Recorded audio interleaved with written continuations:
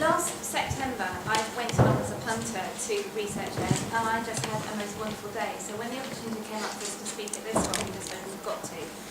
Because we're all from a science-ish sort of background. I say science-ish because Wellcome Trust is a biomedical charity, as some of you probably know. And those of us in the education department all have got some background in science. And two of us are actually teachers. And I've actually been teaching for 20 years. Came out of it last year, partly because I could only impact 300 children at a time. I tried to influence a few more, but I realised that I was only getting to those 300 children and why primary science was so important. And now I get the opportunity to get to 20,000 different primary schools in the whole of the UK, and it's just an opportunity to do this. So we believe, very, very importantly, that public education is important, and that does not mean that we are in any way critical of what teaching goes on. We just want to help teachers do the best. And that sometimes means actually influencing the government and influencing other policy makers. So it's really important to do that. And I don't know quite why we were slightly out of focus. I thought earlier on it was my eyesight, but I don't think it is, because it's on the screen. So one of the things that we do is make sure that anything that we do is as evidence-based as possible. If we can use a randomised control trial to test something, we will. But sometimes you can't. Sometimes actually it's not appropriate. So you need to evaluate it in as rigorous a way as possible. And this data that comes from here, that you can see up here, and on the right-hand side is a tiny bookmark. If you like the look of them, there's loads over there. Please take them away. Take lots for your friends. These infographics come out of something called the Wellcome Trust Monitor, which is a tri-annual survey of adults and students, young people, to find about their attitudes to the world of science, education, to learning. And one of the things that those young people who are representative of the whole UK say, what makes them want to do science is good teaching. Brilliant. What makes them not want to do science is not good teaching. Fine. Okay, so that gives us the raison d'etre for what we do.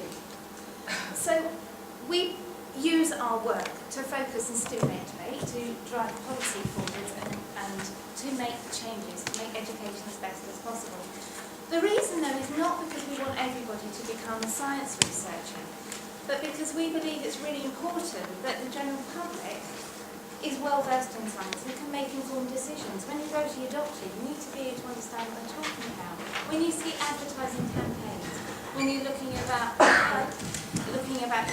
health things, you need to be able to make sure that what you're doing is the right thing. So we have three focus areas: primary education, neuroscience and education, informal learning. And what I want to talk to you about is those three things and how we're using evidence-based in those.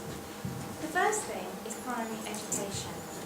I was a primary teacher, and I went into primary teaching leading primary science as somebody with a science degree, science research background, and the first thing I did in my first ever primary school was become the science leader.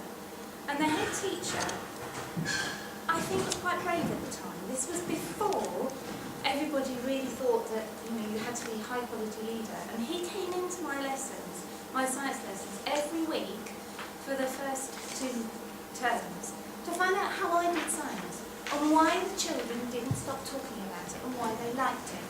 And then he came to me and said, Louise, I switched your lesson on a Thursday afternoon with Viv, who teaches Year 6. You're doing Year 6 science and she's teaching your PE. And I thought, oh, but golly, that means I'm no good at PE. And that's not what he meant, actually. What he meant was I want to use your skills with Year 6 and Viv's strengths in PE. But there was a little bit missing there. And the bit that was missing was the fact that as teachers, we should have been coaching each other. And Viv and I had a very interesting relationship. And there was one staff meeting when we had been trying to understand why things fall down when you let them go. And why, if I drop this, and I drop this but I won't, they land at the same time, apart from that little thing known as air resistance. And Viv couldn't get it, and she was in stitches because she didn't get it. We were firing penlies from paper closed pegs with elastic bands without to see what happened. We dropped rocks into sand to see what happened, and she still said, I hear what you're saying. I see what you're saying. She said, but you don't understand the offside rule and never will. I will never get that. And that was fine. It was okay. So, we know, unfortunately, primary science there is a lack of expertise. That doesn't mean that primary science teachers or primary teachers don't want to teach science or don't try their very hardest and do amazing things. But the one thing that they tell us, and tell us regularly, is, I just wish I understood it better. So, this is what it comes down to. We're okay, I think, most of us, with growing things, and we're kind of comfortable with the science of that. We'll probably have a science tray in reception class. Might be nice if we had it in some of the older children's classes too. But what do you do when the child says, why does sand pour, and yet you say it's a solid and not a liquid? And then they're in a swimming pool, and I shall never forget one of these wonderful occasions when a child said to me, if floating is about your density, how come just this tiny little thing is keeping me upright? Okay, I remember the teacher's response. We're doing PE. Alright, so Welcome Trust decided it was going to do something about this and thought, okay, if teachers are saying they haven't got much knowledge, then what we need to do is help them with the knowledge and give them confidence to lead CPD. So working with the National Science Learning Centre, that we do an awful lot of work with, came up with a very intensive CPD programme with these aims. Fine, CPD tends to work if people want to do it and everything else. But if it does work, we want to know a little bit more. Right? Why does it work? How does it achieve these aims? Does it achieve all of them? Does it achieve some of them? Would it work in every single school? What would actually happen? The CPD is based on Win Harlan's book, The Principles of Big Ideas of Science Education. And if you are any at all interested in science education, I would recommend having a big read of it, because it puts science in such accessible language that everybody can get to understand it.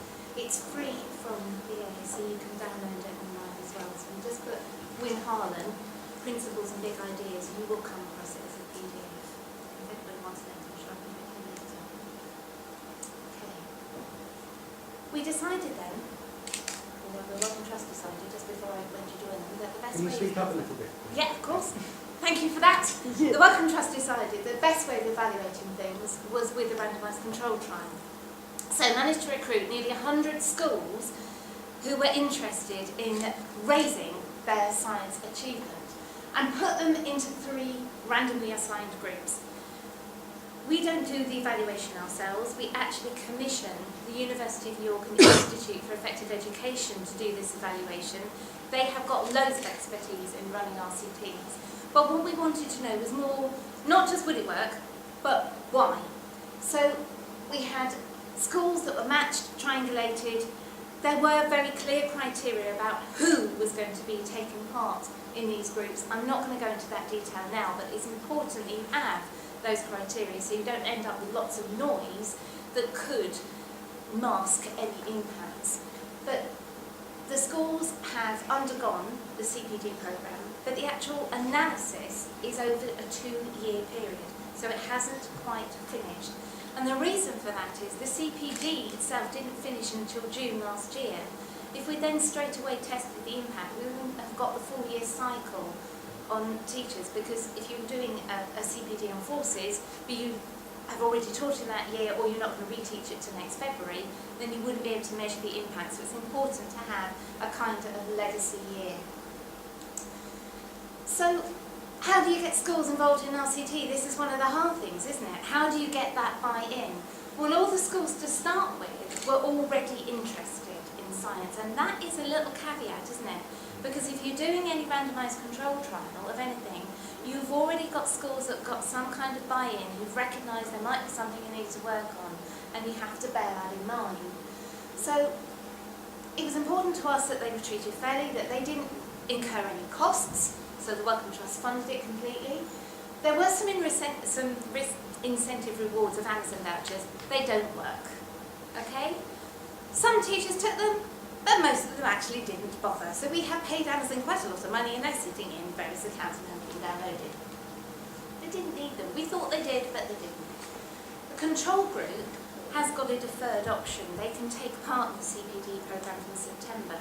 But we didn't stop them doing what they would normally do. All we asked was that they did not access any CPD from the national or regional science learning centres. To try and keep everybody up to date, the University of York has put a newsletter out, and we're going to be holding a conference in November where all the teachers who've been involved can come back with the evaluators, with the CPD providers, to share what's worked, what hasn't, what they've learned, what they like, what they didn't like, because that is just as important. Okay, there are 3 different things we're having to measure. The first one is impact on new primary pupils, and this is a problem with an RCT in science. You can't use English and maths outcomes. You've got to use something that's additional. So there are, unfortunately, pencil and paper tests. There are also, though, focus groups where the pupils are interviewed and where the evaluators in the University of York and IE actually go into schools, see what's going on, talk with students, find out what their learning looks like and let them tell them about everything. And that's really quite important. But also wanted to know, what about the pupils' attitudes? Do they like science? Has it changed? Did they like it before? Do they like it more when we finished? What do we notice? That was really quite telling. Science is for boys. Science is, if you are clever, you do science. And science, unfortunately, in many primary schools was boring. There we go. Teachers. Now, this was the tricky bit. Teachers were led to the idea that they were going to do a little quiz. No, it was a full written test in 2 parts. That was a bit of a shock for some of them. Oh, I've done something. No, yeah, I have done something. Press the wrong button. So the teachers had a test on their subject knowledge, and not only them, but a colleague in their school as well. Because part of the whole of this CPD is about leadership, about you developing other people in your school as well. So they had to nominate a colleague who also had to do it. And that was interesting, as you can imagine. Pedagogical knowledge. How well do they do the teaching? You can't do that by a pencil and paper test. You can't do that by a survey. You can only do that by going into the school, seeing it in practice and seeing what impact it has on the whole school. You have to go in. Teachers' confidence. They rated their confidence in answering subject knowledge questions. And we did notice from baseline tests that they were very accurate in understanding where their confidence levels were against their knowledge. Where do you think they had the most confidence in teaching science? What area would you expect primary school teachers to be most confident in teaching science? Anybody want to shout out? Biology. You're almost right, it was investigation. What do you think they were least confident about? Any ideas? Physics. It was chemistry. Ooh. It was actually chemistry. People say it's physics, and it was actually chemistry. And it was significantly chemistry as well. Let's see what happens with it. Okay. There's no point doing CPD if it doesn't actually impact the whole school, so test to find out exactly what happens at the whole school. So you can see it's more than just an RCT. It's an RCT with the extra information. Hopefully we can find things out. Now, we're halfway through, and we're beginning to feel that the quantitative analysis might show us one thing. What if they show us something different from the RCT? What do you do then? There might be those questions. There might be some elements that say the qualitative studies say it's worked and the RCT says it doesn't. Is it the study? Is it the way it's been conducted? Oh, loads of questions that will arise. Okay. But what we have done is some learning, though, from the actual event itself. And one of those things is about the CPD programme. Maybe it would have been better if the CPD programme had been developed first and then the RCT trialled afterwards. They kind of went hand in hand. Maybe it was too rushed, I don't know. Raising the profile of RCTs in education to encourage uptake. Was the length of our study too ambitious, over 2 years? You know, it's a long time for a school. You've got teachers want to move on. In our treatment group, 3 teachers became pregnant. We couldn't exactly ask them not to do that, could we? But you can see that does have a little bit of an issue. Thankfully, they have remained involved in the fact that they've done the tests again, but it's not quite, you've got to allow for those kind of things, haven't you? We're looking at the measurements of the instruments that have been used. Are they the best? Could we have done it better? I don't know. We'll find out. And the mixed methods approach, though, we really do think is absolutely important. Without that, we don't know why something works or how it works, and if there are bits that can be put to something else. Now, this year, from September, we've actually had other schools doing this programme again, not as part